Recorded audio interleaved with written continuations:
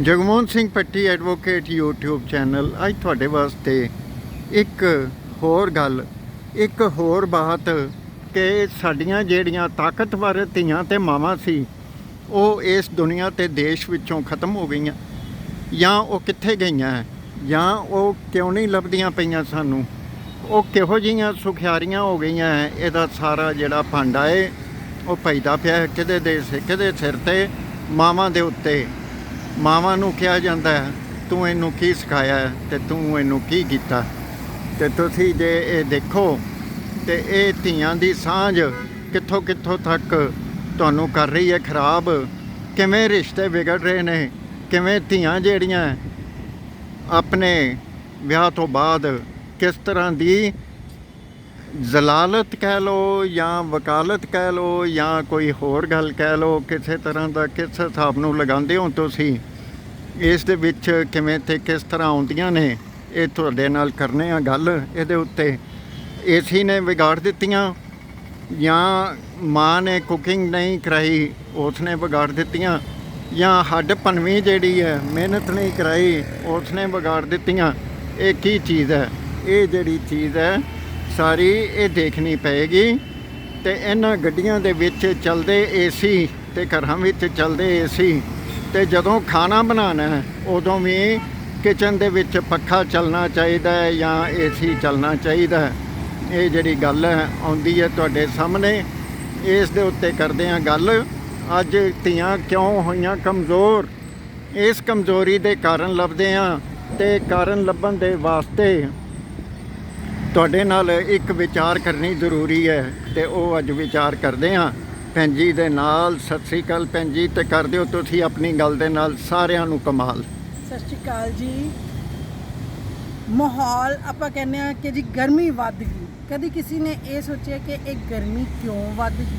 ਕਿਉਂਕਿ ਅਸੀਂ 24 ਘੰਟੇ ਏਸੀ ਚਲਾਈ ਰੱਖਦੇ। ਘਰ ਦੇ ਵਿੱਚ ਜਿਹੜੀਆਂ ਹਾਊਸ ਵਾਈਫਸ ਨੇ ਉਹ ਹਰ ਵਕਤ ਏਸੀ ਦੇ ਵਿੱਚ ਰਹਿੰਦੀਆਂ। ਇਹੀ ਕਾਰਨ ਹੈ ਕਿ ਜਦੋਂ ਉਹ ਕਿਚਨ ਦੇ ਵਿੱਚ ਜਾਂਦੀਆਂ ਨੇ ਤੇ ਉੱਥੇ ਉਹਨਾਂ ਨੂੰ ਕੰਮ ਕਰਨਾ ਮੁਸ਼ਕਿਲ ਹੋਇਆ ਹੋਇਆ। ਉੱਥੇ ਵੀ ਉਹ ਪੱਖਾ ਚਲਾ ਕੇ ਕੰਮ ਕਰਦੀਆਂ। ਜੇ ਇੱਕ ਟਾਈਮ ਦੀ ਰੋਟੀ ਇੱਕ ਲੜਕੀ ਬਣਾ ਲੈਂਦੀ ਹੈ ਤੇ ਦੂਜੇ ਟਾਈਮ ਉਹ ਕਹਿੰਦੀ ਹੈ ਜੇ ਗਰਮੀ ਬਹੁਤ ਜ਼ਿਆਦਾ ਹੈ ਜੀ ਅੱਜ ਤੇ ਖਾਣਾ ਬਾਹਰੋਂ ਮੰਗਾ। ਜ਼ੋਮੈਟੋ ਦੀ, ਸਵਿਗੀ ਦੀ ਐਸ਼ ਹੈ। ਹੋਟਲ ਰੈਸਟੋਰੈਂਟ ਜੇ ਅੱਜ ਦੀ ਰੇਟ 'ਚ ਇੰਨੇ ਜ਼ਿਆਦਾ ਚੱਲ ਰਹੇ ਹੈਗੇ ਨੇ ਤੇ ਉਹਦਾ ਰੀਜ਼ਨ ਕੀ ਹੈਗਾ ਕਿ ਅੱਜ ਦੀ ਲੜਕੀ ਜਿਹੜੀ ਹੈਗੀ ਹੈ ਗਰਮੀ ਦੇ ਵਿੱਚ ਖਾਣਾ ਬਣਾ ਕੇ ਰਾਜ਼ੀ ਹੀ ਨਹੀਂ ਹੈ। ਤੁਸੀਂ ਇਹ ਨਾ ਸੋਚੋ ਕਿ ਜੀ ਸਾਡੇ ਸਿਰਫ ਬਿਜਲੀ ਦੇ ਖਰਚੇ ਵੱਧ ਰਹੇ ਆ। ਸਾਡੇ ਦੇਸ਼ ਦੇ ਵਿੱਚ ਗਰਮੀ ਵੱਧ ਰਹੀ ਹੈ। ਜਿਹੜੀ ਇੰਨੀ ਗਰਮੀ ਵੱਧ ਰਹੀ ਹੈ ਕਿਉਂਕਿ ਏਸੀ ਚੱਲਦੇ ਨੇ, ਕਾਰਾਂ ਦੇ ਏਸੀ ਚੱਲ ਰਹੇ ਹੈ, ਬੱਸਾਂ ਦੇ ਵਿੱਚ ਏਸੀ ਚੱਲ ਰਹੇ ਹੈਗੇ ਨੇ। ਘਰਾਂ ਦੇ ਵਿੱਚ ਅੱਜ ਕੱਲ੍ਹ ਉਹ ਵਾਲਾ ਜ਼ਮਾਨਾ ਤਾਂ ਖਤਮ ਹੋ ਗਿਆ ਕਿ ਜੀ ਸਾਰਾ ਪਰਿਵਾਰ ਇੱਕ ਕਮਰੇ ਦੇ ਵਿੱਚ ਬੈਠਦਾ ਅਤੇ ਇੱਕ ਏਸੀ ਚੱਲਦਾ ਜਾਂ ਇੱਕ ਪੱਖਾ ਚੱਲਦਾ। ਹੁਣ ਤਾਂ ਉਹ ਵਾਲਾ ਟਾਈਮ ਆ ਗਿਆ ਹੈਗਾ ਕਿ ਜੀ ਹਰ ਕਮਰੇ ਦੇ ਵਿੱਚ ਜੇ 4 ਬੰਦੇ ਪਰਿਵਾਰ ਦੇ ਵਿੱਚ ਨੇ ਤੇ 4 ਗੱਡੀਆਂ ਨੇ ਅਤੇ 4ਾਂ ਦੇ ਏਸੀ ਚੱਲਦੇ ਪਏ ਨੇ। ਜੇ 4 ਬੈਡਰੂਮ ਹੈ ਅਤੇ 4ਾਂ ਦੇ ਵਿੱਚ TV ਚੱਲ ਰਿਹਾ, 4ਾਂ ਦੇ ਵਿੱਚ ਏਸੀ ਚੱਲ ਰਿਹਾ। ਅਸੀਂ ਵੀ ਖਰਚਿਆਂ ਨੂੰ ਵਧਾਉਣ ਦੇ ਵਿੱਚ ਕੋਈ ਕਮੀ ਨਹੀਂ ਛੱਡੀ, ਪਰ ਉੱਥੇ ਅਸੀਂ ਇਹ ਨਹੀਂ ਸੋਚਦੇ ਕਿ ਇਹ ਸਾਰੀਆਂ ਚੀਜ਼ਾਂ ਸਾਡੇ ਸਰੀਰ ਦੇ ਉੱਤੇ ਕਿੱਥੇ ਅਸਰ ਪਾ ਰਹੀਆਂ। ਸਾਡੇ ਸਰੀਰ ਨੂੰ ਗਰਮੀ ਦੀ ਆਦਤ ਹੀ ਨਹੀਂ ਰਹਿ ਗਈ। ਅਸੀਂ ਜੇ ਕਹੀਏ ਅਸੀਂ ਪੱਖਿਆਂ ਦੇ ਵਿੱਚ ਜਾਂ ਕੂਲਰ ਦੇ ਵਿੱਚ ਬੈਠ ਸਕਦੇ ਹਾਂ, ਨਹੀਂ ਬੈਠ ਸਕਦੇ। ਜੇ ਅਸੀਂ ਇਸ ਚੀਜ਼ ਨੂੰ ਸੋਚੀਏ ਕਿ ਇੱਕ ਲੜਕੀ ਮਹੀਨੇ 'ਚ ਸਿਰਫ 1 ਵਾਰੀ ਜਾਂ 2 ਵਾਰੀ ਬਾਹਰ ਦਾ ਖਾਣਾ ਮੰਗਾਵੇ, ਨਹੀਂ। ਉਹ ਵੀ ਔਰਤਾਂ ਸੀਗੀਆਂ ਜਿਹੜੀਆਂ ਸਾਰਾ ਦਿਨ ਪਹਿਲੇ ਚੱਕੀ ਪੀਂਦੀਆਂ ਹੁੰਦੀਆਂ ਸੀ, ਫਿਰ ਆਟਾ ਬਣਾਉਂਦੀਆਂ ਹੁੰਦੀਆਂ ਸੀਗੀਆਂ, ਫਿਰ ਉਸ ਆਟੇ ਨੂੰ ਗੁੰਨ ਕੇ ਢੇਰੋਂ ਢੇਰ ਰੋਟੀਆਂ ਚੁੱਲ੍ਹੇ ਦੇ ਉੱਤੇ ਬਹਿ ਕੇ ਬਣਾਉਂਦੀਆਂ ਹੁੰਦੀਆਂ ਸੀ, ਅਤੇ ਜਿਹਦਾ ਮਜ਼ਾ ਹੀ ਕੁਛ ਹੋਰ ਹੁੰਦਾ ਸੀ। ਤੰਦੂਰ ਲਗਾਉਂਦੀਆਂ ਹੁੰਦੀਆਂ ਸੀ। ਅੱਜ ਦੀ ਲੜਕੀ ਨੂੰ ਮੈਨੂੰ ਨਹੀਂ ਲੱਗਦਾ ਕਿਸੇ ਵੀ ਲੜਕੀ ਨੂੰ ਤੰਦੂਰ ਦੇ ਉੱਤੇ ਰੋਟੀ ਲਗਾਉਣੀ ਆਉਂਦੀ ਹੋਏ। ਕੋਈ ਵੀ ਲੜਕੀ ਇੱਦਾਂ ਦੀ ਨਹੀਂ ਹੋਏਗੀ ਜਿਹੜੀ ਪੱਖਾ ਚਲਾ ਕੇ ਪੱਖੇ ਤੋਂ ਬਗੈਰ ਮਤਲਬ ਕੰਮ ਕਰਦੀ ਹੋਵੇ। ਜਾਂ ਇੱਕ ਟਾਈਮ ਦਾ ਖਾਣਾ ਸ਼ਾਇਦ ਹੀ ਕੋਈ ਘਰ ਹੋਏਗਾ ਜਿਹਦੇ ਵਿੱਚ ਬਾਹਰੋਂ ਖਾਣਾ ਨਹੀਂ ਆਉਂਦਾ ਪਿਆ। ਮੋਸਟਲੀ ਕੀ ਕਰ ਰਹੇ ਹੈਗੇ ਆ ਕਿ ਜੀ ਬਾਹਰੋਂ ਹੀ ਮੰਗਾ ਲਓ। ਇੱਥੇ ਵੀ ਤੇ ਲੜਕੀਆਂ ਦੀ ਜੋ ਸੋਚ ਹੈ ਜਾਂ ਜੋ ਆਪਣੇ ਘਰਦਿਆਂ ਨੂੰ ਸਮਝਾ ਰਹੀਆਂ, ਗੈਸ ਰੁਕੇਗੀ, ਆਟਾ ਤੇਲ ਲੱਗੇਗਾ, ਫਿਰ ਉੱਤੋਂ ਇੰਨੀ ਗਰਮੀ ਹੈ ਖੜੇ ਹੋ ਕੇ ਮੈਨੂੰ ਕੰਮ ਕਰਨਾ ਪਏਗਾ, ਪੱਖੇ ਨੇ ਵੀ ਤਾਂ ਚੱਲਣਾ ਅਤੇ ਖਾਣਾ ਤਕਰੀਬਨ ਉਨੇ ਕੁ ਦਾ ਹੀ ਪੈਣਾ ਹੈਗਾ। ਤੇ ਕਿਉਂ ਨਹੀਂ ਤੁਸੀਂ ਜਿਹੜਾ ਹੈਗਾ ਬਾਜ਼ਾਰੋਂ ਖਾਣਾ ਮੰਗਾ ਲੈਂਦੇ। ਇਹ ਜਿਹੜੀਆਂ ਚੀਜ਼ਾਂ ਹੈਗੀਆਂ ਨੇ ਸਾਡੀ ਸਿਹਤ ਦੇ ਉੱਤੇ ਬੁਰਾ ਅਸਰ ਪਾ ਰਹੀਆਂ ਹੈਗੀਆਂ ਨੇ। ਸਾਨੂੰ ਸਭ ਨੂੰ ਇਸ ਚੀਜ਼ ਦਾ ਚਾਹੀਦਾ ਹੈਗਾ ਕਿ ਆਪਣੀ ਸਿਹਤ ਦੇ ਬਾਰੇ 'ਚ ਸੋਚੀਏ, ਆਪਣੇ ਖਰਚਿਆਂ ਦੇ ਬਾਰੇ 'ਚ ਸੋਚੀਏ, ਆਪਣੇ ਸਰੀਰ ਦੇ ਬਾਰੇ ਵਿੱਚ ਸੋਚੀਏ ਤੇ ਇਹਨਾਂ ਏਸੀਆਂ ਦੀ ਚਲਾਈ ਥੋੜੀ ਜਿਹੀ ਘੱਟ ਕਰੋ। ਸਰੀਰ ਨੂੰ ਗਰਮੀ ਦੀ ਵੀ ਆਦਤ ਹੋਣੀ ਚਾਹੀਦੀ ਹੈ, ਪਸੀਨਾ ਵੀ ਆਉਣਾ ਚਾਹੀਦਾ ਹੈ। ਜਿਮ ਵਿੱਚ ਜਾ ਕੇ ਵੀ ਨਾ ਅਸੀਂ ਡਿਮਾਂਡ ਕਰਦੇ ਹਾਂ ਕਿ ਏਸੀ ਚੱਲਦੇ ਹੋਣੇ ਚਾਹੀਦੇ, ਪੱਖੇ ਦੇ ਥੱਲੇ ਅਸੀਂ ਐਕਸਰਸਾਈਜ਼ ਜਾਂ ਬਿਨਾ ਫੈਨ ਤੋਂ ਅਸੀਂ ਐਕਸਰਸਾਈਜ਼ ਨਹੀਂ ਕਰ ਸਕਦੇ। ਅੱਗੇ ਜਿਮ ਨਹੀਂ ਹੁੰਦੇ ਸੀ, ਘਰ ਹੀ ਜਿਮ ਹੁੰਦੇ ਸੀ ਜਿੱਥੇ ਘਰ ਦੀਆਂ ਔਰਤਾਂ, ਮਾਂ, ਬੇਟੀ, ਨੂੰਹ, ਸੱਸ ਸਾਰੀਆਂ ਰਲ ਕੇ, ਦਰਾਣੀ ਜਠਾਣੀ ਨਨਾਨਾ ਸਾਰੀਆਂ ਰਲ ਕੇ ਘਰ ਦੀ ਸਫਾਈ ਕਰਦੀਆਂ ਹੁੰਦੀਆਂ ਸੀ, ਘਰ ਚਮਕਦੇ ਹੁੰਦੇ ਸੀ।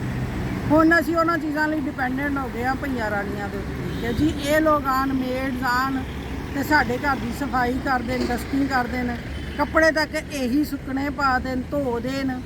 ਮਸ਼ੀਨਾਂ ਦੇ ਵਿੱਚ ਵੀ ਅੱਜ ਦੀਆਂ ਕੁੜੀਆਂ ਨੂੰ ਕੱਪੜੇ ਧੋਣ ਦੀ ਮੁਸ਼ਕਿਲ ਹੋ ਰਹੀ ਹੈ। ਕਿਉਂ? ਕਿਉਂਕਿ ਉਹਦੇ ਲਈ ਵੀ 5-10 ਮਿੰਟ ਤੁਹਾਨੂੰ ਗਰਮੀ ਵਿੱਚ ਜਾ ਕੇ ਖੜਾ ਹੋਣਾ ਪੈਂਦਾ। ਸੋ ਪਲੀਜ਼ ਸਾਰੇ ਜਣੇ ਕਿਸੇ ਹੋਰ ਚੀਜ਼ ਦੇ ਕਰਕੇ ਨਹੀਂ, ਕਮ ਸੇ ਕਮ ਆਪਣੇ ਸਰੀਰ ਦੇ ਬਾਰੇ 'ਚ ਸੋਚ ਕੇ ਇਸ ਚੀਜ਼ ਨੂੰ ਕਰੋ ਕਿ ਜੀ ਅਸੀਂ ਥੋੜੀ ਜਿਹੀ ਗਰਮੀ ਨੂੰ ਵੀ ਝੱਲਣਾ ਹੈਗਾ।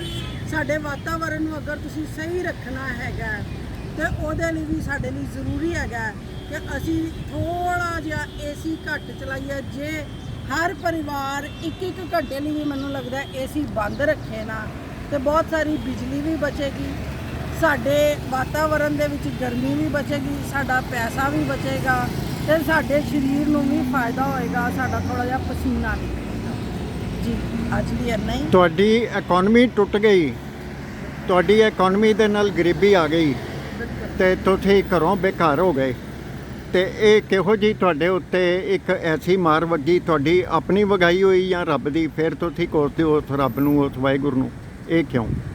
ਦੇਖੋ, ਕੁਝ ਤੇ ਸਰਕਾਰਾਂ ਨੇ ਸਾਨੂੰ ਲੁੱਟਿਆ ਹੋਇਆ, ਕੁਝ ਅਸੀਂ ਆਪਣੇ ਆਪ ਨੂੰ ਲੁੱਟਣ ਦੇ ਵਿੱਚ ਕੋਈ ਕਮੀ ਨਹੀਂ ਛੱਡ ਰਹੇ ਹੈਗੇ। ਜੇ ਅਸੀਂ ਬਾਜ਼ਾਰੋਂ ਮੰਗਾ ਕੇ ਖਾਂਦੇ ਆ ਤੇ ਆਪਾਂ ਇਹ ਸੋਚਦੇ ਹਾਂ ਵੀ 250 ਰੁਪਏ 'ਚ 300 ਰੁਪਏ 'ਚ ਪੂਰੇ ਪਰਿਵਾਰ ਨੇ ਰੋਟੀ ਖਾ ਲਈ। ਇਹ ਨਹੀਂ ਸੋਚਦੇ ਹੈਗੇ ਵੀ ਇਹ 300 ਰੁਪਏ ਦੇ ਵਿੱਚ 2 ਟਾਈਮ ਦੀ ਰੋਟੀ ਖਾਧੀ ਜਾ ਸਕਦੀ ਸੀ, ਪਰ ਅਸੀਂ ਕਹਿੰਦੇ ਹਾਂ 300 ਰੁਪਏ ਹੀ ਆ ਨਾ। ਪਰ ਇਹ 300 ਰੁਪਏ 300 ਰੁਪਏ ਕਰਕੇ ਐਂਡ ਤੱਕ ਜਾਂਦੇ ਜਾਂਦੇ ਜਿਹੜਾ ਹੈਗਾ 20,000 ਰੁਪਇਆ ਹੋ ਜਾਂਦਾ ਹੈ।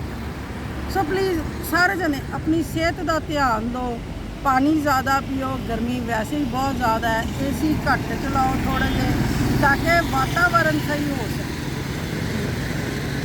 ਕਹਿੰਦੇ ਖੱਟਣਗੇ ਖਟਾਉ ਕੇ ਖੱਟ ਲਿਆਏ, ਸ਼ੁਕਰ ਕਰੋ ਸਿਰ ਮੁੰਨੀਓ ਜਿਉਂਦੇ ਘਰ ਆਏ।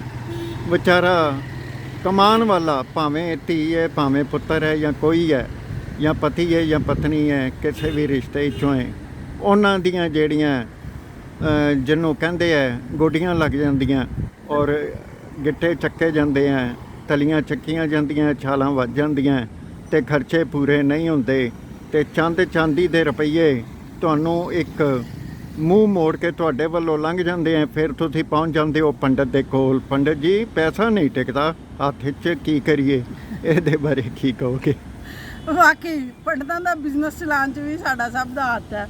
ਜਦੋਂ ਅਸੀਂ ਖਰਚੇ ਕਰਨ ਲੱਗੇ ਨਾ, ਜੇ ਅਸੀਂ ਜਿੱਦਾਂ ਕਹ ਲਓ ਰੋਜ਼ ਦਾ 300-400 ਰੁਪਇਆ ਵੀ ਅਸੀਂ ਐਕਸਟਰਾ ਖਰਚ ਕਰਦੇ ਹੈਗੇ ਹਾਂ ਤੇ ਉਹ ਮਹੀਨੇ ਦੇ ਅਖੀਰ ਦੇ ਵਿੱਚ ਨਾ 16,000 ਰੁਪਇਆ ਬਣ ਜਾਂਦਾ, ਪਰ ਅਸੀਂ ਉਹਨੂੰ 300-400 ਹੀ ਸਮਝ ਕੇ ਖਰਚ ਕਰਦੇ ਹਾਂ। ਅੱਜ ਦੀ ਜਨਤਾ ਜਿਹੜੀ ਹੈਗੀ ਹੈ, ਅੱਜ ਦੇ ਬੱਚੇ ਜਿਹੜੇ ਹੈਗੇ ਆ, ਉਹ ਪੈਸੇ ਨੂੰ ਕਮਾਉਣਾ ਜਾਣਦੇ ਨੇ ਤੇ ਖਰਚਣਾ ਜਾਣਦੇ ਆ, ਪਰ ਬਚਾਉਣਾ ਨਹੀਂ ਜਾਣਦੇ। ਸੋ ਪਲੀਜ਼ ਅੱਜ ਦੀ ਜਨਰੇਸ਼ਨ ਲਈ ਇੱਕ ਅਪੀਲ ਹੈ ਕਿ ਕੁਝ ਪੈਸੇ ਬਚਾਓ, ਤੁਹਾਡੇ ਫਿਊਚਰ ਵਿੱਚ ਤੁਹਾਡੇ ਕੰਮ ਆਉਣ। ਇੱਕ ਵੀਡੀਓ ਜਿਹੀ ਵਾਇਰਲ ਹੋਈ ਸੀ ਕਿ ਇੱਕ ਪੰਡਤ ਜੀ ਨੇ ਹਾਈ ਕੋਰਟ ਦੇ ਜੱਜ ਨੂੰ ਬੇਵਕੂਫ ਬਣਾ ਕੇ 9.5 ਕਰੋੜ ਰੁਪਈਆ ਉਹਨਾਂ ਤੋਂ ਲੈ ਲਿਆ ਔਰ ਉਹਨਾਂ ਨੂੰ ਇਹ ਕਿਹਾ ਮੈਂ ਤੁਹਾਨੂੰ ਗਵਰਨਰ ਲਾ ਦਿਆਂਗਾ। ਇਹਦੇ ਬਾਰੇ ਕੀ ਕਹੋਗੇ ਵੀ ਪੰਡਤਾਂ ਦਾ ਪੋਲੀਟੀਸ਼ੀਅਨਸ ਨਾਲ ਕੋਈ ਹਿੱਸਾ ਹੈ, ਸਾਂਝ ਪਿਆਲੀ ਹੈ ਜਾਂ ਲੁੱਟ ਖਸੁੱਟ ਦਾ ਹੱਡ ਹੈ? ਕੀ ਕਹੋਗੇ ਤੁਸੀਂ? ਬਿਲਕੁਲ, ਤੁਸੀਂ ਦੇਖਿਆ ਹੋਏਗਾ ਵੋਟਾਂ ਤੋਂ ਪਹਿਲੇ ਨਾ ਸਾਰੇ ਪੰਡਤਾਂ ਦੇ ਕੋਲ ਗਏ ਹੁੰਦੇ ਆ। ਪੰਡਤ ਜਿਹੜੇ ਹੁੰਦੇ ਈਵਨ ਇਹਨਾਂ ਟੀਵੀ ਤੱਕ ਤੇ ਦਿਖਾਇਆ ਜਾਂਦਾ ਕਿ ਉਹ ਦੱਸਦੇ ਹੁੰਦੇ ਕਿ ਇਸ ਨੇਤਾ ਦੇ ਇਹ ਵਾਲੇ ਗ੍ਰਹਿ ਨੇ ਤੇ ਹੁਣ ਜਿਹੜਾ ਹੈਗਾ ਇਹਦੀ ਇੱਥੇ ਚਾਂਦੀ ਹੋਏਗੀ, ਇਸ ਵਾਰੀ ਇਹ ਜਿੱਤੇਗਾ। ਪੁੱਛਿਆ ਜੇ ਪੰਡਤਾਂ ਨੂੰ ਸਾਰਾ ਕੁਝ ਪਤਾ ਹੋਵੇ ਤੇ ਫਿਰ ਰੱਬ ਦੀ ਕੀ ਲੋੜ ਹੈਗੀ ਹੈ? ਫਿਰ ਤਾਂ ਜੋ ਪੰਡਤ ਕਹਿੰਦੇ ਪਏ ਨੇ ਉਹੀ ਹੋਣਾ ਹੈਗਾ। ਕਿੱਥੇ ਪੰਡਤਾਂ ਨੇ ਕਿਹਾ ਸੀਗਾ ਕਿ ਮੋਦੀ ਆ ਕੇ ਜਿਹੜਾ ਹੈਗਾ ਸਾਡੀ ਸਰਕਾਰ ਸਾਡੇ ਦੇਸ਼ ਨੂੰ ਲੁੱਟ ਕੇ ਖਾ ਜਾਏਗਾ, ਠੀਕ ਹੈ ਨਾ, ਕਿਸੇ ਪੰਡਤ ਨੇ ਨਹੀਂ ਕਿਹਾ ਸੀਗਾ। ਪਰ ਇਸ ਚੀਜ਼ ਨੂੰ ਰੋਕਣ ਦੇ ਲਈ ਸਭ ਤੋਂ ਜ਼ਰੂਰੀ ਚੀਜ਼ ਹੈ ਆਪਣੇ ਪਰਮ ਪਿਤਾ ਪਰਮਾਤਮਾ ਦੇ ਉੱਤੇ ਭਰੋਸਾ ਰੱਖੋ, ਪੈਸੇ ਬਚਾਓ, ਆਪਣੇ ਆਉਣ ਵਾਲੇ ਟਾਈਮ ਦੇ ਲਈ ਸੇਵਿੰਗ ਕਰੋ, ਆਪਣੀ ਸਿਹਤ ਨੂੰ ਠੀਕ ਰੱਖੋ ਤੇ ਫਿਰ ਸਭ ਕੁਝ ਠੀਕ ਹੋਏਗਾ। ਦੇਖੋ ਦੇਸ਼ ਦੇ ਵਿੱਚ ਹੜ੍ਹਾਂ ਦਾ ਪਾਣੀ ਆਇਆ ਦਾ, ਜਲ ਥਲ ਹੋਈ ਦੀ ਹੈ, ਕਿਸੇ ਪੰਡਤ ਨੇ ਇਹਦੇ ਤੇ ਪੁਸ਼ਪਾਨੀ ਨਹੀਂ ਕੀਤੀ, ਇਹ ਸ਼ਹਿਰ ਜਾਂ ਇਹ ਪਿੰਡ ਗਰਕ ਹੋ ਜਾਏਗਾ। ਇਹਦੇ ਬਾਰੇ ਥੋੜਾ ਜਿਹਾ ਦੇਖੋ ਪੰਡਤਾਂ ਦਾ ਕੰਮ ਕੀ ਹੈ ਕਿ ਤੁਹਾਨੂੰ ਉਲਝਾਈ ਰੱਖਣਾ। ਲਾਈਕ ਮੋਦੀ ਵੀ ਇੱਕ ਤਰ੍ਹਾਂ ਦਾ ਪੰਡਤ ਹੀ ਹੈ ਜਿਹੜਾ ਤੁਹਾਨੂੰ ਅੱਛੇ ਦਿਨਾਂ ਦੇ ਸੁਪਨੇ ਦਿਖਾ ਕੇ ਤੁਹਾਨੂੰ ਲੁੱਟ ਰਿਹਾ। ਤੇ ਜੇ ਦੇਖਿਆ ਜਾਵੇ ਤੇ ਪੰਡਤ ਵੀ ਇਹੀ ਕੰਮ ਕਰ ਰਿਹਾ, ਆਪਣਾ ਘਰ ਚਲਾਉਣ ਦੇ ਲਈ ਤੁਹਾਨੂੰ ਸੁਪਨੇ ਦਿਖਾ ਰਹੇ ਆ ਕਿ ਜੀ ਹੁਣ ਤੁਹਾਡਾ ਇਹ ਗ੍ਰਹਿ ਆ ਜਾਣਾ ਤੇ ਹੁਣ ਤੁਸੀਂ ਅਮੀਰ ਹੋ ਜਾਣਾ ਤੇ ਹੁਣ ਤੁਹਾਡੇ ਕੋਲ ਪੈਸਾ ਆ ਜਾਣਾ। ਪੈਸਾ ਸਿਰਫ ਤੁਹਾਡੀ ਮਿਹਨਤ ਦੇ ਨਾਲ ਆਏਗਾ। ਘਰ ਤੁਹਾਡਾ ਤਾਂ ਬਣੇਗਾ ਜੇ ਤੁਸੀਂ ਪੈਸੇ ਨੂੰ ਬਚਾਓਗੇ, ਯਾਨੀ ਜਿੰਨਾ ਕਮਾਓ ਉਨਾ ਬਚਾਓ ਵਾਲਾ ਹਾਲ ਹੀ ਕਰੋਗੇ, ਤਦ ਹੀ ਜਿਹੜਾ ਹੈਗਾ ਤੁਹਾਡੇ ਘਰ ਦਾ ਸੰਤੁਲਨ ਸਹੀ ਰਹੇਗਾ। ਇੱਕ ਵਾਰੀ ਇੱਕ ਪੰਡਤ ਜੀ ਨੇ ਕਿਸੇ ਨੂੰ ਕਿਹਾ ਤੈਨੂੰ ਹੱਥ ਕੜੀ ਲੱਗ ਜਾਣੀ ਹੈ, ਤੇ ਉਹ ਵਿਚਾਰਾ ਬੜਾ ਪਰੇਸ਼ਾਨ ਹੋਇਆ, ਕਹਿੰਦਾ ਪੰਡਤ ਜੀ ਇਹਦਾ ਉਪਾਅ ਕੀ ਹੈ? ਤਾਂ ਪੰਡਤ ਜੀ ਨੇ ਕਿਹਾ ਵੀ ਇਹਦਾ ਉਪਾਅ ਇਹ ਹੈ ਵੀ 5100 ਰੁਪਏ ਦਾ ਤੂੰ ਆਹ ਪਾਠ ਕਰਾ, ਤੇ ਇੰਨੀ ਰਸਦ ਤੇ ਸਾਰਾ ਕੁਝ। ਉਹਨਾਂ ਨੇ 15000 ਦਾ ਬਿੱਲ ਬਣਾਤਾ, ਜਿਹਦੇ ਪੱਲੇ 5 ਰੁਪਏ ਨਹੀਂ, ਉਹ ਕੀ ਕਰੇਗਾ ਵਿਚਾਰਾ? ਉਹ ਕਹਿੰਦੇ ਜੀ ਮੇਰੇ ਪੱਲੇ ਤਾਂ ਕੁਝ ਵੀ ਨਹੀਂ ਹੈ। ਤੇ ਉਹ ਕਹਿੰਦੇ ਫਿਰ ਤੇਰੇ ਗ੍ਰਹਿ ਕੀ ਵਿਗਾੜ ਲੈਣਗੇ ਤੇਰੇ, ਤੂੰ ਜਾ। ਤੇ ਉਹ ਚਲਾ ਗਿਆ। ਉਹਨੇ ਮਿਹਨਤ ਕੀਤੀ, ਬਹੁਤ ਚੰਗਾ ਦੇਸ਼ ਦਾ ਇਨਸਾਨ ਬਣ ਕੇ ਰਿਹਾ। ਤੇ ਇੱਕ ਦਿਨ ਪੰਡਤ ਜੀ ਕੋਲ ਆਇਆ, ਆਪਣੀ ਧਰਮ ਪਤਨੀ ਨਾਲ, 2-3 ਬੱਚੇ ਨਾਲ ਸੀ ਉਹਦੇ ਆਇਆ। ਤੇ ਪੰਡਤ ਜੀ ਕਹਿੰਦੇ ਮੈਂ ਤੁਹਾਨੂੰ ਮਿਲਿਆ ਹੋਇਆ। ਉਹ ਕਹਿੰਦੇ ਹਾਂਜੀ ਮਿਲੇ ਸੀ, ਤੁਸੀਂ ਮੈਨੂੰ ਕਿਹਾ ਸੀ ਹੱਥ ਕੜੀ ਲੱਗੇਗੀ। ਕਹਿੰਦੇ ਮੈਂ ਕਿਹਾ ਤੁਸੀਂ ਵੇਖਣ ਤਾਂ ਆਉਣਾ ਨਹੀਂ, ਕਿਹੜੀ ਹੱਥ ਕੜੀ ਲੱਗੀ ਹੈ? ਆਹ ਹੱਥ ਕੜੀ ਲੱਗੀ ਹੈ ਮੇਰੀ ਖੁਸ਼ਹਾਲੀ ਦੀ। ਇਹ ਉਸ ਖੁਸ਼ਹਾਲੀ ਨੂੰ ਦਿਖਾਉਣ ਲਈ ਮੈਂ ਆਇਆ ਤੁਹਾਡੇ ਕੋਲ। ਮੇਰੀ ਧਰਮ ਪਤਨੀ ਵੀ ਹੈ, ਮੇਰੇ 3 ਬੱਚੇ ਵੀ ਨੇ। ਇਹਦੇ ਬਾਰੇ ਕੋਈ ਗਿਆਨ? ਬਿਲਕੁਲ, ਪੰਡਤਾਂ ਦਾ ਕੰਮ ਹੈ ਤੁਹਾਨੂੰ ਸੁਨਹਿਰੀ ਸੁਪਨੇ ਜੋ ਤੁਸੀਂ ਉਹਨਾਂ ਨੂੰ ਪਹਿਲੇ ਤੁਹਾਡੇ ਤੋਂ ਤਰੀਕੇ ਨਾਲ ਨਾ ਸਭ ਕੁਝ ਪੁੱਛ ਲੈਂਦੇ। ਇਹ ਚੀਜ਼ ਗਲਤ ਹੈਗੀ ਹੈ ਕਿ ਜੀ ਕੋਈ ਹੈ ਇੱਕ ਸ਼ਾਸਤਰ, ਪਰ ਉਹ ਸਿਰਫ ਇਹ ਦੱਸ ਸਕਦਾ ਵੀ ਕੀ ਕੁਝ ਹੋ ਚੁੱਕਾ ਹੈ, ਆਉਣ ਵਾਲੇ ਟਾਈਮ 'ਚ ਕੀ ਕੁਝ ਹੋਣਾ ਹੈ। ਇਸ ਚੀਜ਼ ਦੇ ਬਾਰੇ 'ਚ ਨਾ ਤਾਂ ਕੋਈ ਦੱਸ ਸਕਦਾ ਤੇ ਨਾ ਹੀ ਕੋਈ ਦੱਸ ਸਕਿਆ, ਠੀਕ ਹੈ। ਅੰਦਾਜ਼ੇ ਤੁੱਕੇ ਲਗਾ ਲਏ, ਚੱਲ ਗਿਆ ਤੇ ਚੱਲ ਗਿਆ। ਇੱਥੇ ਇੱਕ ਗੱਲ ਮੈਂ ਦੱਸੂਗੀ, ਆਮ ਤੌਰ 'ਤੇ ਸਾਡੇ ਨਾ ਪਿੰਡਾਂ ਦੇ ਲੋਕਾਂ ਲਈ ਇੱਕ ਬਿਜ਼ਨਸ ਬੜਾ ਵਧੀਆ ਚੱਲਦਾ ਪਿਆ ਹੈਗਾ ਕਿ ਬਾਬੇ ਨਾ ਪੁੱਛਿਆ ਦੱਸਿਆ ਦਿੰਦੇ ਨੇ। ਉਹ ਕੀ ਕਰਦੇ ਆ, 10 ਲੇਡੀਜ਼ ਗਈਆਂ, ਉਹਨਾਂ ਨੇ ਸਾਰਿਆਂ ਨੂੰ ਕਹਿ ਦੇਣਾ ਸਾਰਿਆਂ ਦੇ ਕੰਮ ਹੋ ਜਾਣੇ, ਵਿੱਚੋਂ 5 ਦੇ ਕੰਮ ਹੋ ਗਏ, ਉਹ ਅੱਗੋਂ ਹੋਰ ਦੱਸਾਂ ਨੂੰ ਭੇਜ ਦਿੰਦੀਆਂ। ਜਿਹੜੀਆਂ ਉਹ ਬਾਕੀ 5 ਬਚੀਆਂ ਹੁੰਦੀਆਂ ਨੇ ਉਹਨਾਂ ਨੂੰ ਇੱਕ ਹੋਰ ਬਾਬਾ ਉਹ ਜਿਹੜੀਆਂ 5 ਜਿਹੜੀਆਂ ਦੂਜਿਆਂ ਨੂੰ ਦੱਸੀਆਂ ਹੁੰਦੀਆਂ ਨਾ, ਉਹ ਹੋਰ ਬਾਬਾ ਦੱਸ ਦਿੰਦੀਆਂ, ਉਹ ਉਹਨਾਂ ਕੋਲ ਚਲੇ ਜਾਂਦੇ ਨੇ। ਜਿਹਦਾ ਟਾਈਮ ਦੇ ਨਾਲ, ਵਕਤ ਦੇ ਨਾਲ ਜਾਂ ਪ੍ਰਮਾਤਮਾ ਦੀ ਮਿਹਰ ਨਾਲ ਕੰਮ ਹੁੰਦਾ ਜਾਂਦਾ ਹੈ, ਉਹ ਬਾਬਿਆਂ ਦੇ ਗੇਟ ਦੇ ਵਿੱਚ, ਪੰਡਤਾਂ ਦੇ ਗੇਟ ਦੇ ਵਿੱਚ ਪਾਈ ਰੱਖਦੇ ਨੇ ਤੁਹਾਨੂੰ। ਸੋ ਪਲੀਜ਼ ਇਹਨਾਂ ਚੀਜ਼ਾਂ ਦਾ ਖਹਿੜਾ ਛੱਡ ਦਿਓ, ਇਹਨਾਂ 'ਚ ਕੁਛ ਨਹੀਂ ਹੈਗਾ। ਪਰਮਾਤਮਾ ਦਾ ਨਾਮ ਲਓ, ਉਹ ਪਰਮ ਪਿਤਾ ਪਰਮੇਸ਼ਵਰ ਹੈਗਾ ਜਿਹੜਾ ਤੁਹਾਡੇ ਸਾਰੇ ਕੰਮ ਸਵਾਰ ਸਕਦਾ ਹੈ। ਕੋਈ ਇਨਸਾਨ ਤੁਹਾਡੀ ਕੋਈ ਮਦਦ ਨਹੀਂ ਕਰ ਸਕਦਾ। ਇਹ ਆਉਂਦਾ ਹੈ ਗੁਰਬਾਣੀ ਦੇ ਵਿੱਚ, ਕਿਵ ਸਚਿਆਰਾ ਹੋਈਏ ਕਿਵ ਕੂੜੇ ਟੁੱਟੇ ਪਾਲ। ਸਮਝ ਲਓ ਤੁਸੀਂ ਆਪਣੇ ਦੇਸ਼ ਨੂੰ ਬਣਾਉਣਾ ਹੈ, ਆਪਣੇ ਦੇਸ਼ ਦੇ ਲੋਕਾਂ ਦੀ ਮਦਦ ਕਰਨੀ ਹੈ।